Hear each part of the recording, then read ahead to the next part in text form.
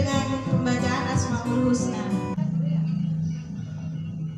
Ya man huwa Allahul ladzi la ilaha illa huwal rahmanur rahim al-malikul quddusus salamul mu'minul muhaiminul azizul jabbar al-mutakabbirul khaliqul bari'ul musawwirul ghafffarul qahharul wahhabul razzaqul fattahul alim al-qabidul basidul khafidul rafi'ul mu'izzul mudhillus sami'ul basirul hakamul 'adl latiful khabir al-halimul 'azim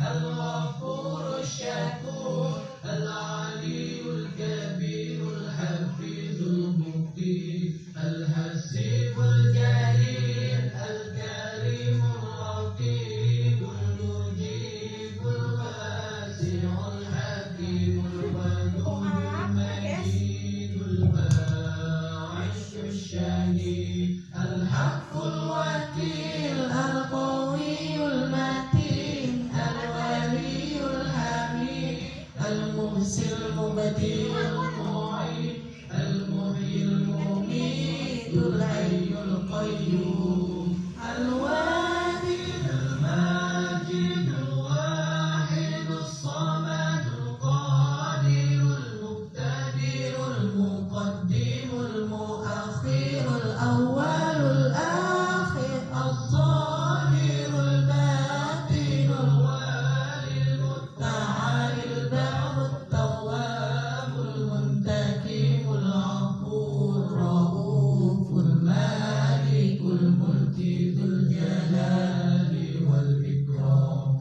al-muqsit al-jami'ul ghaniyul munil mani'ud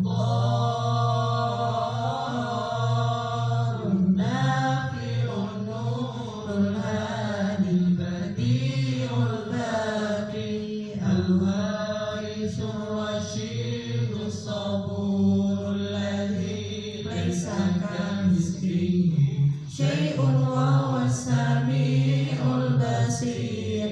Allahumma sholli afdalas sholati ala as'adil makhluqatika sayyidina Muhammad wa ala alihi wa sahbihi wa sallim ala ma'lumatika wa midada kalimatika kullama dzakaraka dzakiruna wa ghafala an dzikrikal ghafilun.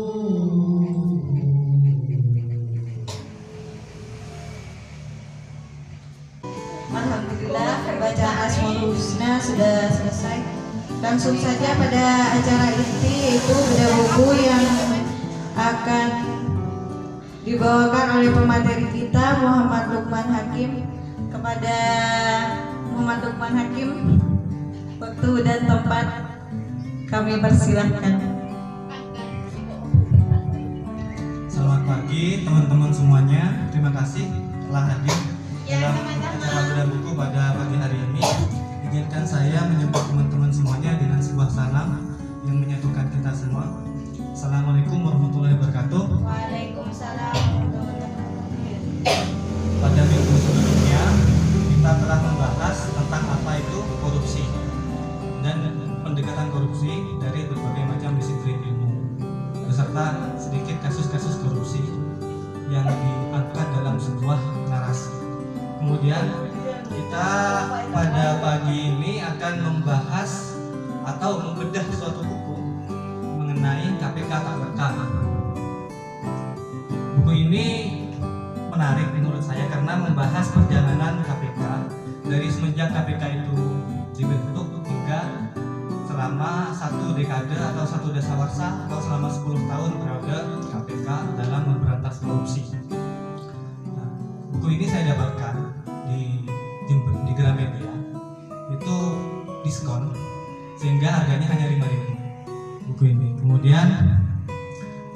kita masuk kepada identitas buku.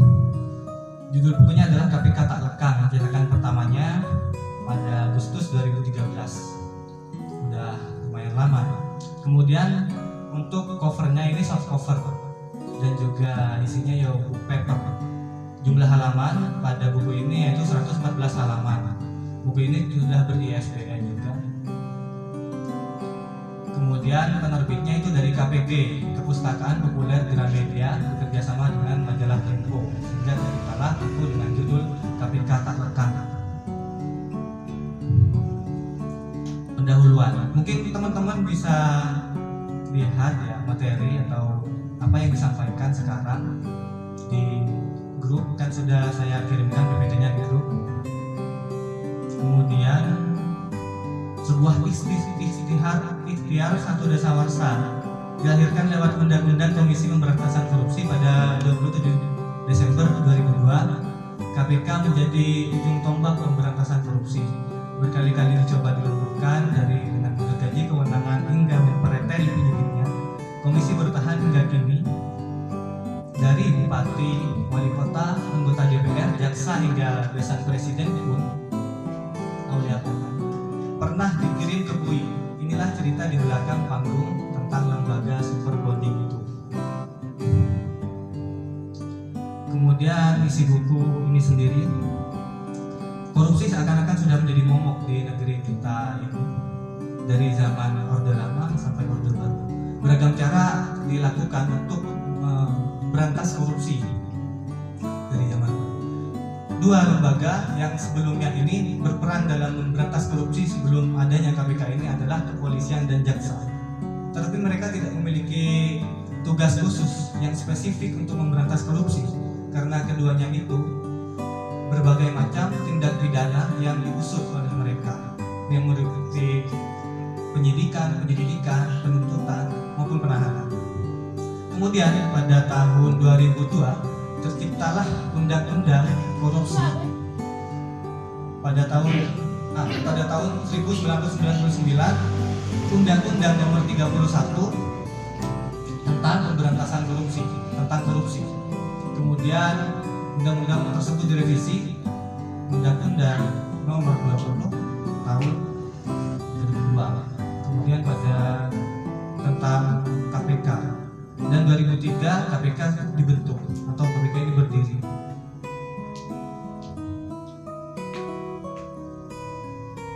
Kemudian selama satu dasawarsa saya akan bacakan.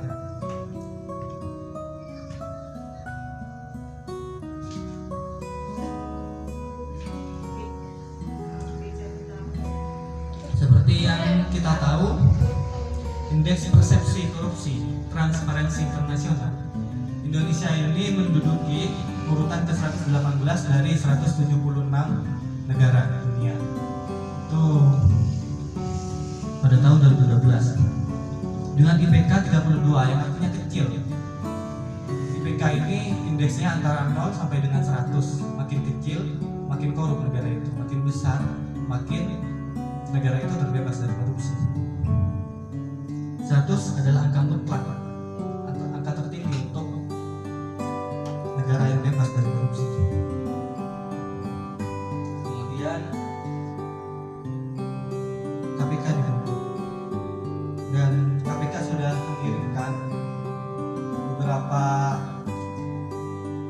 pejabat daerah maupun dari pihak kepolisian juga ke BUI, ke dalam BUI, sehingga banyak lembaga-lembaga lain yang terjangkit korupsi secara sistemik maupun struktural itu yang dendam kepada KPK, sehingga mereka melakukan pelemahan di tubuh KPK melalui berbagai macam cara, baik melalui perubahan undang-undang tentang KPK, terus memfitnah atau merekayasa opini bahwasanya pejabat-pejabat KPK itu juga tersandung kasus korupsi, terus pemacetan anggaran dari Dewan Perwakilan Rakyat, sehingga pembangunan gedung KPK itu tersendat-sendat lama. Kemudian juga pemilihan pemimpin KPK KPK yang banyak dipengaruhi oleh para pejabat-pejabat di luar KPK itu sendiri. Banyak intervensi dari lembaga-lembaga lain.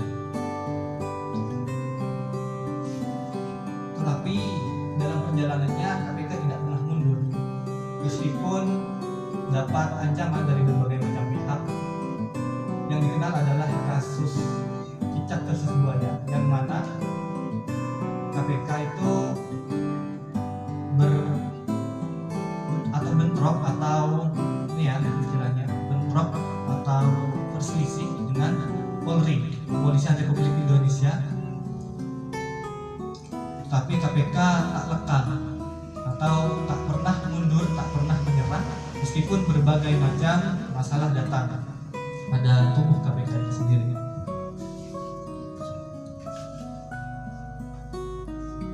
Kemudian bila dibandingkan dengan KPK yang ada di Hong Kong, kan KPK di Indonesia ini dibilang masih cukup baru dan juga sedikit untuk mengurusi 250 juta penduduk Indonesia.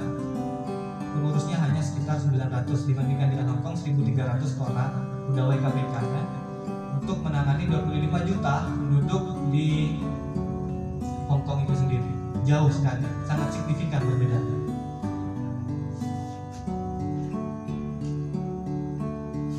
KPK ini sendiri terbatasnya personel di KPK diperburuk oleh penarikan personel Polri yang berada di Komisi Anti Korupsi tersebut.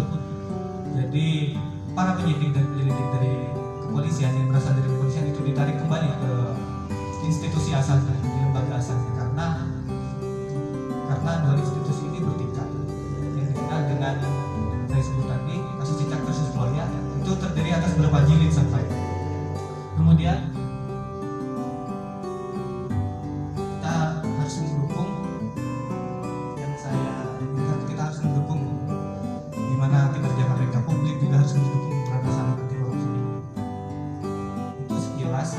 dari isi buku. Kemudian kelebihan dan kekurangan dari isi buku. Kelebihan, buku ini sangat informatif karena buku ini banyak membedah kasus-kasus yang terjadi atau yang ditengarai oleh konflik-konflik yang dipicu oleh korupsi, dan juga menjabarkan secara luas tentang kasus-kasus besar di Komisi Pemberantasan Korupsi ini. Kemudian buku ini menarik karena disertai dokumentasi kegiatan-kegiatan KPK yang berupa foto, sehingga kita tahu wajah-wajah para pemimpin KPK kita.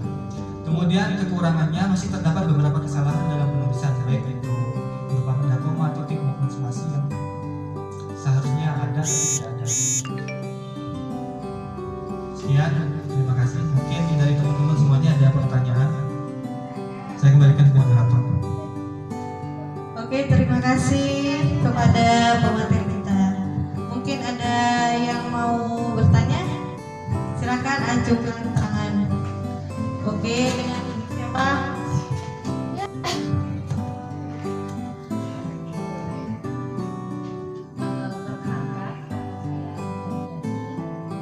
Saya mau nanya, itu kasus cicak sama kadal itu yang gimana? Itu yang nggak ngerti. Maksudnya kasusnya itu antara siapa dan siapa? Tidak mungkin cicak apa dari pihak. Iya. Mohon dijelaskan. Iya, mohon dijelaskan. Cicak itu dari pihak siapa? Si kadal itu dari Iya, terima kasih Vivi Andriani sudah bertanya. Kemudian saya mencoba menjawab dengan keterbatasan yang saya berikan. Juga saya cuma bisa menjelaskan dengan terbatas juga. Tadi saya menyebutkan istilah cicak versus buaya, kasus cicak versus buaya. Di sini dalam konteks ini yang dimaksud dengan cicak itu adalah KPK sendiri, karena KPK merupakan institusi atau lembaga yang masih baru dan personilnya juga masih sedikit.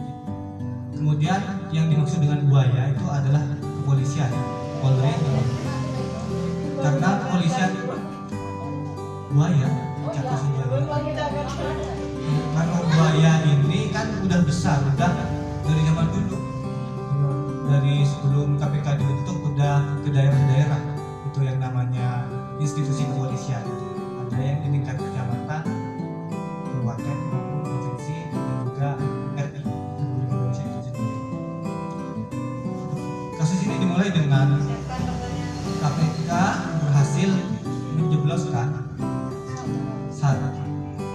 Polri pada waktu itu, yaitu Kabar Reskrim Polri Susno Duaji pada tahun 2009. Sehingga dari Polri pun sendiri melawan KPK dan menahan pada saat itu dua wakil ketua KPK, Chandra Marta Hamzah dan juga Bibit Samatrianto, dua wakil KPK. Kemudian tak selang berapa lama setelah penangkapan kedua wakil KPK itu karena berita yang direkayasa sehingga mereka ditangkap, istilah kasarnya difitnah. Tapi mereka kemudian dibebaskan karena sudah terang benderang kasus yang sebenarnya. Tapi polisinya itu yang ditangkap akhirnya, inspektur polisi. Kemudian yang jilid 2 ini 3 tahun kemudian setelah kejadian pertama tadi, masalah korupsi simulator SIM. Korupsi simulator SIM itu oleh Korps Satlantas Polri. Kemudian berbagai macam problem kasus ikat kasus buaya ini terjadi. Kemudian yang baru-baru ini katanya ketua YLBHI Asfinawati itu bukan merupakan kasus cicak kasus buaya lagi, karena buayanya sendiri sudah ada di dalam tubuh KPK itu sendiri, di mana para pejabat KPK tersandung kasus korupsi. Seperti yang pada baru-baru ini kasus korupsi oleh salah satu penyidik KPK di Sumatera Utara. Mungkin itu yang bisa saya jawab. Mungkin ada pertanyaan lain. Sudah paham ya dengan penjelasan dari pemateri kita? Oke, next question.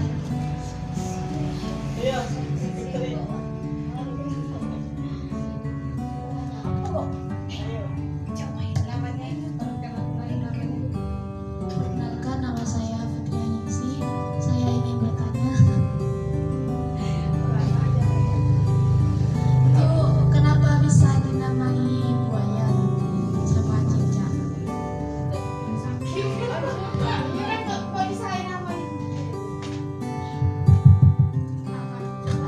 Istilah itu mengandung analogi sebenarnya, mengandung pengandaian antara dua institusi yang bertikai pada saat itu, di mana yang satu adalah institusi yang kecil, yang satunya adalah institusi atau lembaga yang besar, sehingga disebut dengan cicak versus buaya.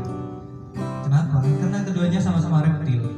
Kedua-duanya cicak dan buaya itu reptil dari jenis yang sama, tapi perbedaan ukuran tubuh mereka sama seperti kasus ini. Polri itu sama-sama menindak kasus kejahatan atau pidana pada saat itu. KPK juga menindak kasus kejahatan atau pidana pada saat itu. Sehingga dianalogikan seperti itu. Sudah paham ya? Oke, next question. Assalamualaikum warahmatullahi wabarakatuh. Waalaikumsalam. Perkenalkan, nama saya Sisbahul Hasanah. Saya mau bertanya siapa nama pengarang, penulis, sama cetakan pertama. Ya, tadi belum menyebutkan nama ya. Buku ini adalah kumpulan dari majalah-majalah Tempo yang membahas mengenai kasus korupsi. Cetakan pertamanya itu pada bulan Agustus tahun 2013. Cetakan pertamanya adalah pada bulan Agustus tahun 2013. Ini terdiri dari banyak tim produksi, tim penyunting, ilustrasi isi, foto sampul oleh digital dan letak sampul dan lain-lainnya. Jadi dalam terciptanya buku ini tidak tunggal penulisnya.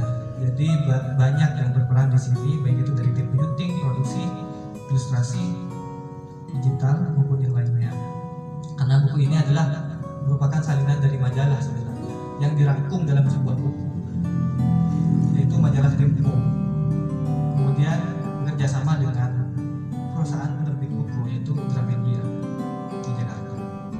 Mungkin itu ya yang bisa saya berikan atau yang bisa saya jelaskan.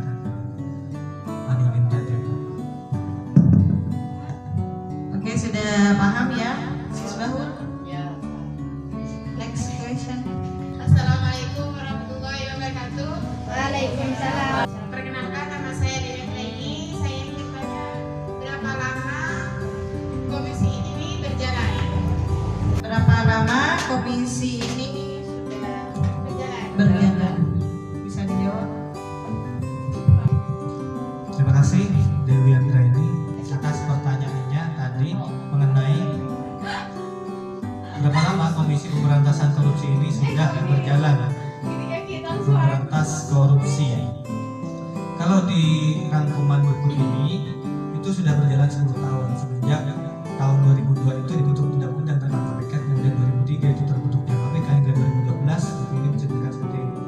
Kemudian sampai sekarang tahun 2021 komisi ini sudah berjalan sekitar 19 tahun dan tetap memberantas korupsi dengan daya tangkap yang cukup besar, tetapi kewenangannya sudah dibatasi dengan adanya undang-undang yang baru tentang KPK di tahun 2019. Mungkin itu yang bisa saya berikan atau saya jelaskan. Terima kasih. Masih ada yang belum dipahami? Ada yang mau bertanya lagi? Oh, sudah ya. Jadi acaranya bisa kita tutup dengan ucapan alhamdulillah. Oke, saya akhiri acara bedah buku hari ini. Assalamualaikum warahmatullahi wabarakatuh.